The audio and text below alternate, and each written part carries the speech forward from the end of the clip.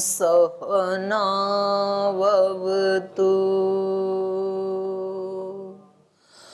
सहनौ भुनक्तु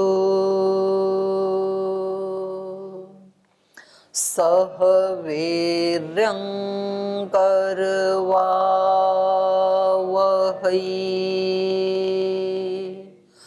तेजस्विनावधीतमस्तु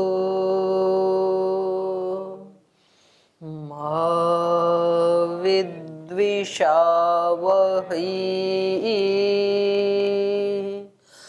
ॐ शान्ति शान्ति शान्तिः।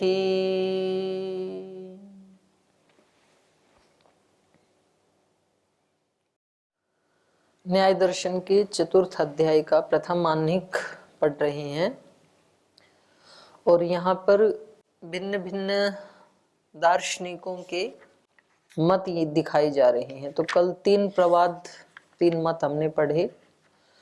एक तो शून्यतावाद पढ़ा कि शून्य से सब कुछ, असत से सब कुछ उत्पन्न हुआ है, उसका निराकरण किया। दूसरा, सब कुछ ईश्वर ही करता है, तो इसका निराकरण किया। ईश्वर ही करता है लेकिन कर्मानुसार करता है।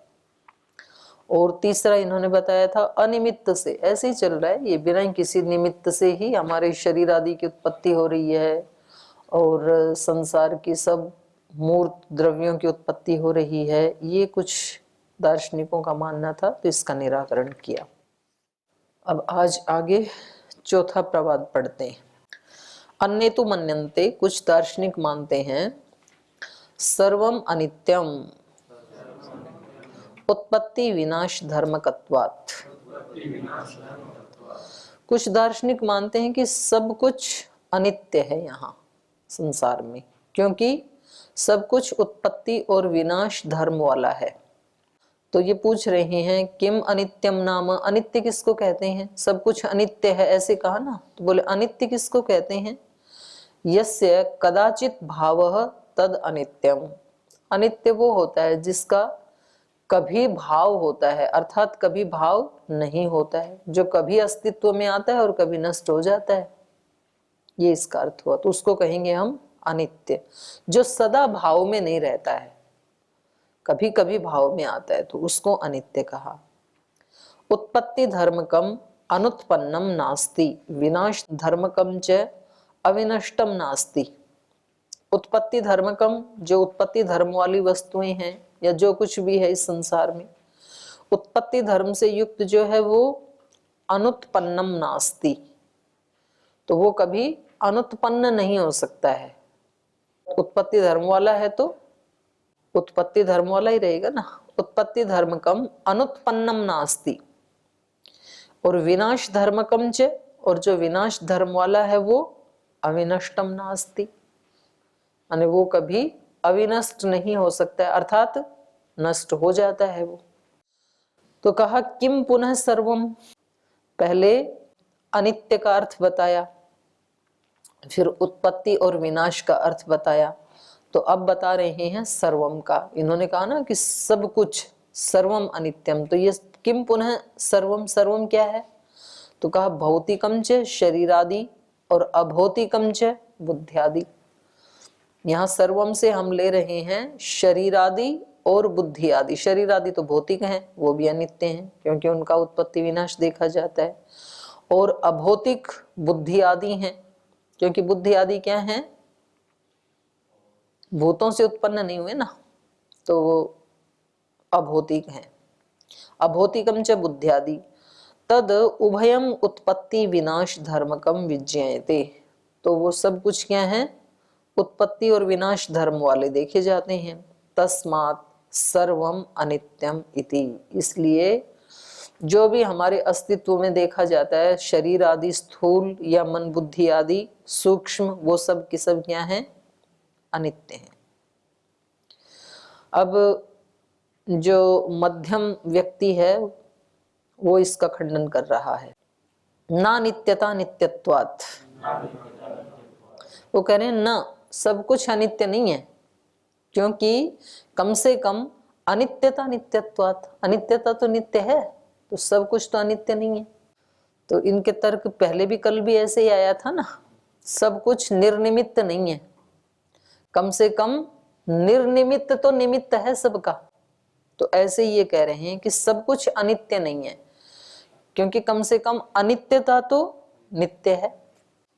यदि तावत सर्वस्य अनित्यता नित्या, कह रहे हैं नहीं, आप जो कह रहे हैं ना सब कुछ अनित्य है, तो सब कुछ की अनित्यता में अनित्यता तो नित्य है, तन नित्यत्वात् न सर्वम अनित्यम, और वो अनित्यता नित्य है, इसलिए सब कुछ तो अनित्य नहीं है। एक चीज तो ऐसी है जो नित्य है, और वो क्या है? अनित्यता। अथा अनित्या, और यदि वो अनित्यता अनित्य है, नित्य नहीं है यदि, तो तस्याम अविद्यमानायाम सर्वम नित्यम इति। यदि अनित्यता नित्य नहीं है तो उसकी अनित्यता में, उसके न होने में फिर तो सब कुछ नित्य हो जाएगा, फिर सब कुछ अनित्य नहीं होगा, आपकी जो प्रतिज्ञा है वो खंडित हो जाएगी। तो ये मध्यम वाले का था उत्तर। अब दूसरा मध्यम मार्गी क्या कह रहा है? तद अनित्यत्वम अग्निर्दाह्यम विनाशानुविनाशवत। कह रहे नहीं, वो जो अनित्यता है जिसको हम अनित्यता कह रहे हैं, तद अनित्यत्वम अग्निर्दाह्यम, वो अग्नि और दाह्य पदार्थ की तरह से है, जैसे कि विनाश अनुविनाशवत। अग्नि जो है वो विनाश का विनाश करके और फिर खुद भी विनाश को प्राप्त हो जाती है। कूड़ा कचरा सब इकट्ठा करो और फिर उसमें आग लगा दो, तो पहले तो अग्नि क्या करेगी? कूड़े कचरे को नष्ट करेगी, और उस सारे को नष्ट करने के बाद स्वयं भी नष्ट हो जाएगी। तो ये जो हमारी अनित्यता है, ये पहले तो संसार के सब वस्तुओं को अनित्य सिद्ध करेगी, और सबको अनित्य सिद्ध करके स्वयं भी फिर नष्ट हो जाएगी। तो ये आपका कथन ठीक नहीं है कि अनित्यता नित्य है। तस्या अनित्यतायाः अपि अनित्यत्वम, कह रहे नहीं, वो जो अनित्यता है उसका भी अनित्यत्व है। कथम, कैसे? यथा अग्निर्दाह्यम विनाश्य अनुविनश्यति, जैसे अग्नि दाह्य पदार्थों को, जलाने योग्य पदार्थों को विनाश्य नष्ट करके अनुविनश्यति फिर खुद भी नष्ट हो जाती। एवं सर्वस्य अनित्यता, सब कुछ अनित्य है, तो सब कुछ की अनित्यता जो है उसको सिद्ध करके सर्वम विनाश्य अनुविनश्यति इति, सब पदार्थों का विनाश करके, ये अनित्यता सब पदार्थों का नाश करके स्वयं भी नष्ट हो जाती है। तो ये तो इनका जो है ना, मतलब ऐसा छिछला सा उत्तर था।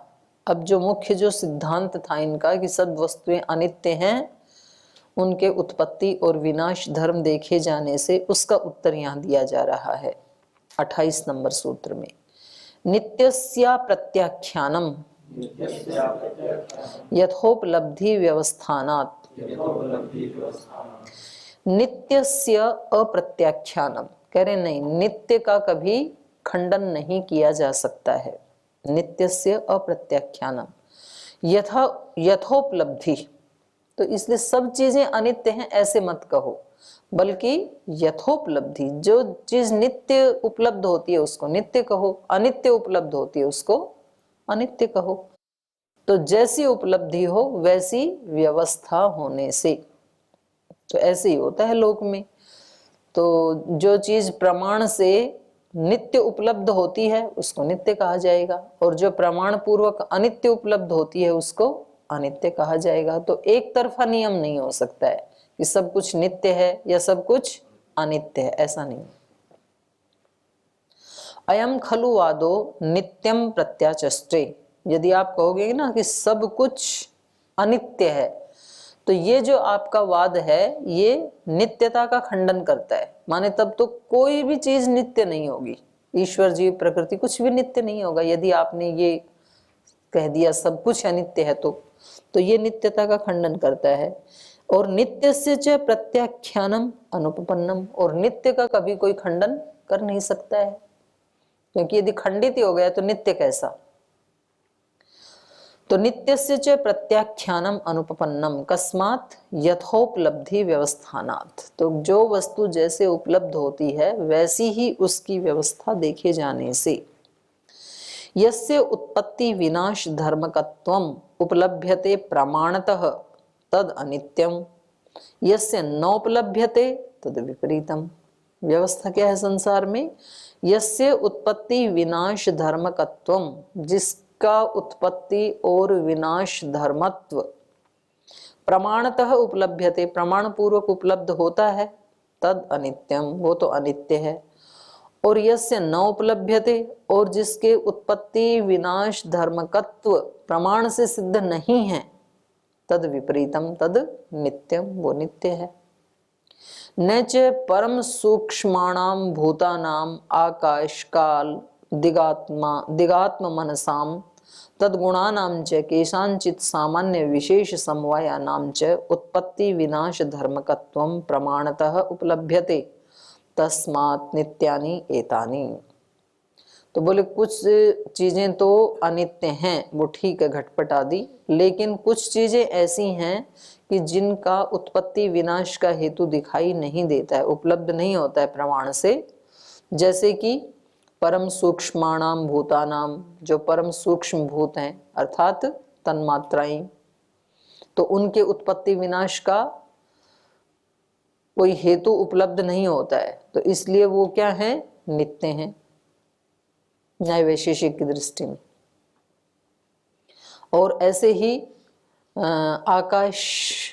आकाश की उत्पत्ति और विनाश का कोई हेतु नहीं मिलता है।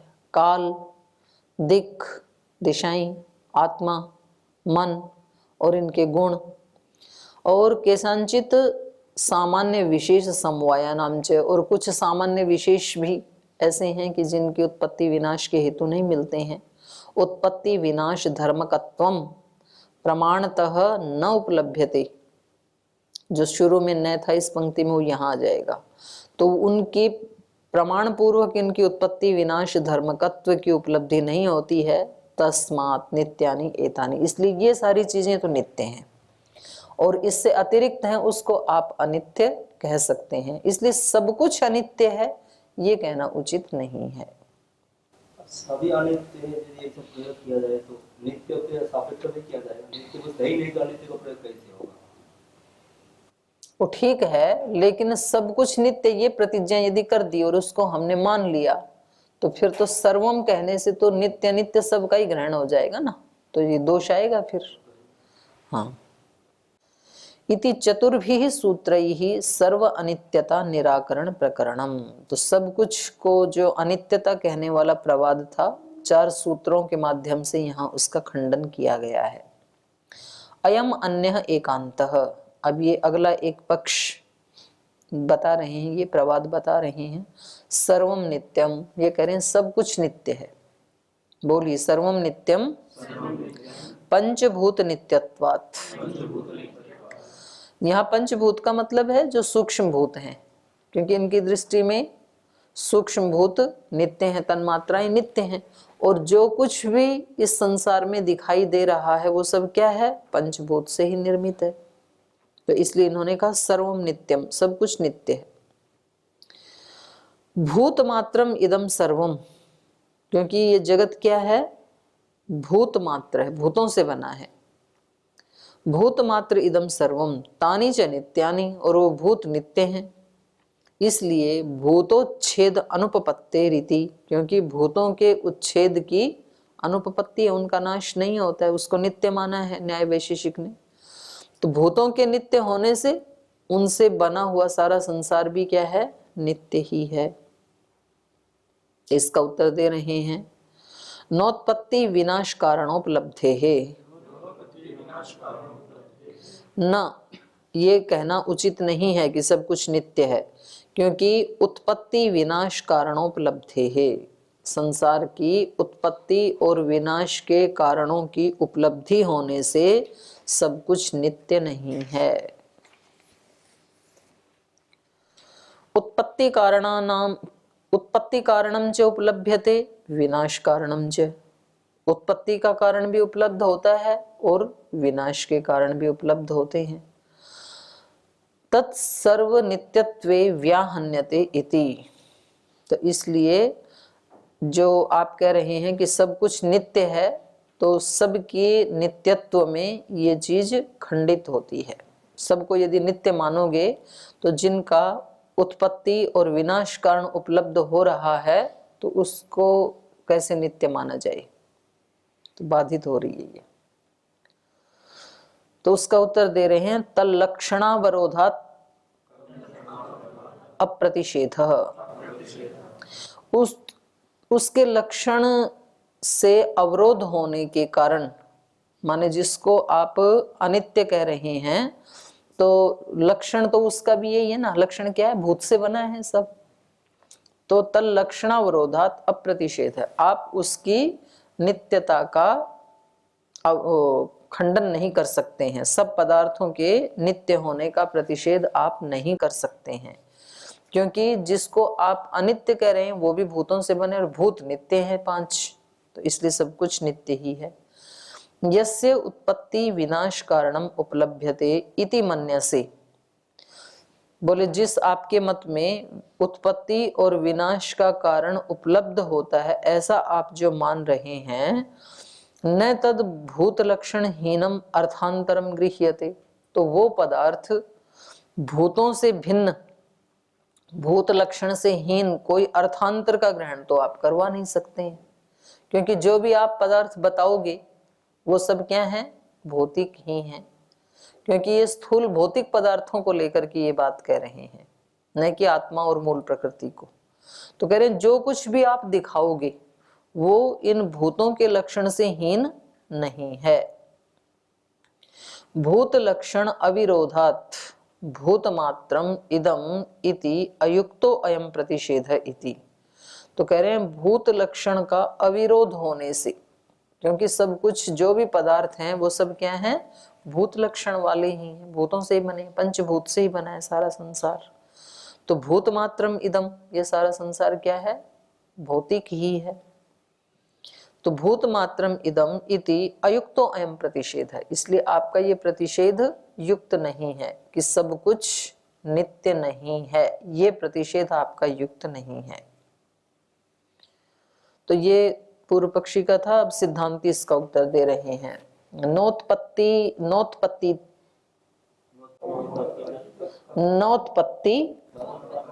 तत्कारणोपलब्धे है, करें न उत्पत्ति तत्कारण। उत्पत्ति और उत्पत्ति का कारण, इन दोनों की उपलब्धि होने से न सब कुछ नित्य नहीं है। उत्पत्ति भी उपलब्ध है और उत्पत्ति का कारण भी उपलब्ध है। नोत्पत्ति तत्कारण उपलब्धे है। कारण समान गुणस्य उत्पत्ति ही कारणम च उपलभ्यते। कह रहे हैं कारण के समान गुण है जिसके, ऐसी उत्पत्ति। उत्पत्ति माने कार्य, और कार्य होता है कारण से, और उस कार्य में कारण जैसे गुण दिखाई दे रहे हैं। तो ये उत्पत्ति भी उपलब्ध हो रही है, और उस उत्पत्ति माने कार्य के साथ साथ उसका हेतु भी उपलब्ध हो रहा है। तो वो अनुपलब्ध नहीं कह सकते ना। कारण समान गुणस्य उत्पत्ति ही, अर्थात कारण के समान गुण हैं जिसमें, ऐसा वो कार्य या उत्पत्ति वो भी उपलब्ध हो रही है। और कारणम च उपलभ्यते, और अनुमान प्रमाण से कारण भी उपलब्ध हो रहा है। न च एतत् उभयम नित्य विषयम। तो ये कार्य अर्थात ये उत्पत्ति और फिर उस उत्पत्ति का कारण, ये नित्य विषय वाले नहीं हो सकते हैं, क्योंकि जिसकी उत्पत्ति उपलब्ध हो रही है वो नित्य कैसे होगा। और कार्य कारण ही जो है वो कार्य में अन्वित होके आता है। तो जो गुण कार्य में अनित्य दिखाई दे रहे हैं तो फिर वो कारण में भी अनित्य माने जाएंगे। न एतत् उभयम नित्य विषयम न च उत्पत्ति तत्कारणोपलब्धि प्रत्याख्यातुम शक्या। तो कह रहे हैं नहीं, न उत्पत्ति, ना तो उत्पत्ति को, और न तत्कारणोपलब्धि, और ना ही उसके कारण की उपलब्धि ही प्रत्याख्यातुम शक्या, उसका खंडन नहीं किया जा सकता है। उत्पत्ति और उत्पत्ति के कारण जब वो दोनों मिल रहे हैं तो उसका खंडन आप नहीं कर सकते हैं। न चा विषया काचित उपलब्धि ही, और कोई भी उपलब्धि ऐसी नहीं है जिसका कोई विषय ना हो। निर्विषय कोई भी उपलब्धि नहीं होती है ना। कोई भी चीज हमें उपलब्ध हो रही है तो किसी विषय वाली तो है ही वो। तो सारी उपलब्धियां क्या हैं? सविषया। न चा विषया काचित उपलब्धि ही। उपलब्धि सामर्थ्यात् कारणेन समान गुणम कार्यम उत्पद्यते इति अनुमीयते। उपलब्धि सामर्थ्यात्, उपलब्धि के सामर्थ्य से, कारणेन समान गुणम, कौन सी सामर्थ्य? कारण के साथ समान गुण वाली उपलब्धि की सामर्थ्य से कार्यम उत्पद्यते इति अनुमीयते, कार्य की उत्पत्ति होती है, ये अनुमान प्रमाण से जाना जाता है। स खलु उपलब्धिर विषय इति, तो वो जो कार्य है, स मतलब वो कार्य, खलु उपलब्धिर विषय, वही उपलब्धि का विषय हो गया, वो कार्य ही उस उपलब्धि का विषय हो गया। एवं च तल लक्षणावरोध अवरोधोपपत्ति रीति, तो कह रहे हैं इस प्रकार से एवं च उत्पत्ति विनाश कारण प्रयुक्तस्य ज्ञातुः प्रयत्नो दृष्टः। और क्या देखा जाता है? उत्पत्ति विनाश कारण प्रयुक्तस्य ज्ञातुः, उत्पत्ति और विनाश के कारण से प्रेरित होकर, प्रयुक्त है माने प्रेरित हुआ इस ज्ञाता का प्रयत्न भी देखा जाता है। उस उपलब्धि को जानने वाला ये जो ज्ञाता है, इसका प्रयत्न भी उससे प्रेरित होकर के ही देखा जाता है। प्रसिद्धश्च अवयवी तद्धर्मः, और कह रहे हैं ये हम पहले सिद्ध कराए हैं कि अवयवी भी है और उस अवयवी के धर्म भी हैं। तो एक बड़ा प्रकरण चला था ना पीछे, अवयव अवयवी का, कि ये सारी वस्तु में जो दिखाई दे रही हैं ये अवयव मात्र का समूह है या अवयवों से भिन्न कोई अवयवी है। तो सारा लंबे प्रकरण के बाद इसका निचोड़, इसका सारांश क्या निकला था? अवयवी की सत्ता माननी ही पड़ेगी। यदि अवयवी को नहीं मानेंगे तो लोक का व्यवहार चल ही नहीं सकता है। अवयव का समूह मात्र नहीं मान सकते हैं हम। प्रसिद्धश्च अवयवी तद्धर्मा, तो अवयवी भी प्रसिद्ध है और उसके धर्म भी। उत्पत्ति विनाश धर्माच अवयवी सिद्ध इति, और ये हम सिद्ध कराए हैं। अवयवी जो है वो कैसा होता है? उत्पत्ति और विनाश धर्म वाला होता है, क्योंकि अवयवों का एक जो खास व्यूहन है, पहले अवयवों का जो एक नित्य व्यूहन था उसको तोड़ करके और जो व्यूहांतर है उसी का नाम अवयवी है, और उसके अपने अलग धर्म होते हैं। मृत कण जो हैं उनके अलग धर्म हैं, और उन मृत कणों का जो एक व्यूहन है उसको हटा करके व्यूहांतर जो घट में आ गया उस अवयवी के अलग धर्म हैं। ये हम पढ़ाए हैं पहले। तो अवयवी कैसा है? उत्पत्ति विनाश धर्म वाला, ये हम सिद्ध कर चुके हैं। शब्द कर्म बुद्धि आदि नाम च अव्याप्ति, कोई कहे कि शब्द कर्म बुद्धि ये क्या है? ये तो अनित्य है ना, ये तो उत्पत्ति नाश धर्म वाले हैं, तो मतलब ये लक्षण घटित नहीं होगा। उत्पत्ति नाश धर्म जो सब अवयवियों में देखे जाते हैं, तो शब्द कर्म बुद्धि आदि नाम च अव्याप्ति पंचभूत नित्यत्वात्, ये इससे पिछला ही सूत्र है ना, 29वां आया था ना। सूत्र में आया या भाष्य में आया है? भाष्य में आया है। पांचों भूत अभी नित्य बताए थे ना, भाष्य में।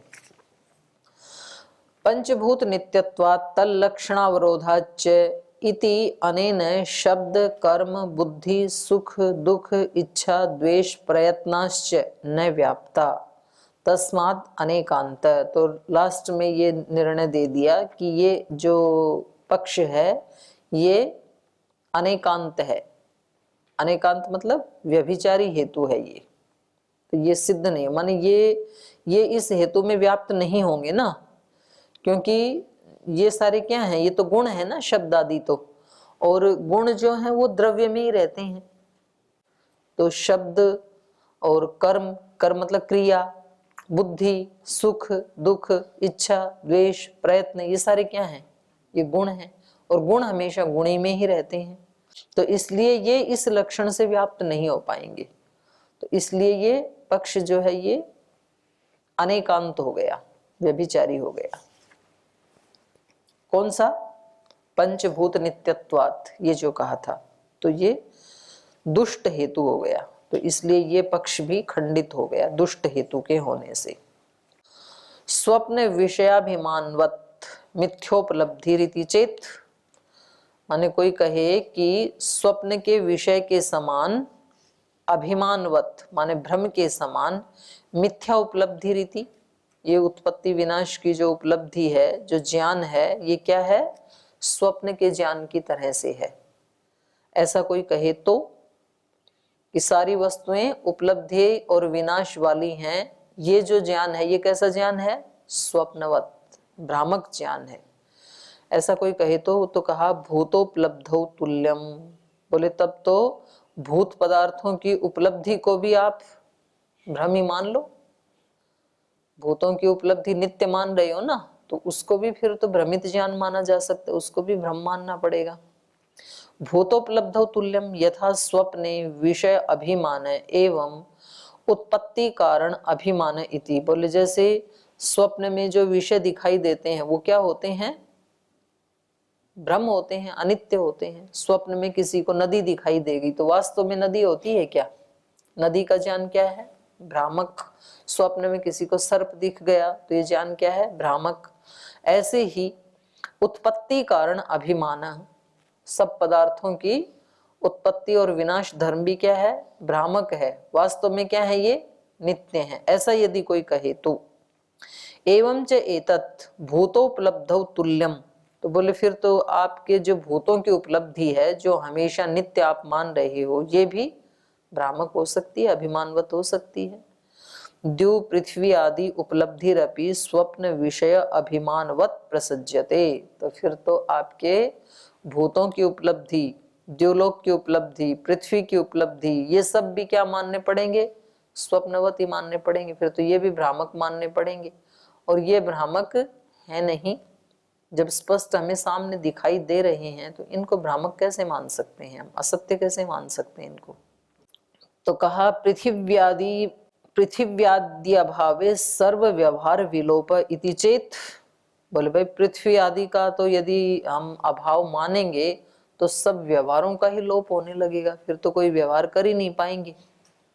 तो बोले फिर तो तद इतरत्र समानम, तो फिर तो हमारे यहाँ भी यदि आप उपलब्धि और विनाश का वो करने लगेंगे, अभाव मानने लगेंगे, तो फिर तो व्यवहार ही नहीं हो पाएगा। तो ये जो हेतु आप दे रहे हैं पृथ्वी आदि द्युलोक आदि के बारे में, तो ये हमारे पक्ष में भी तो समान रूप से घटित होगा।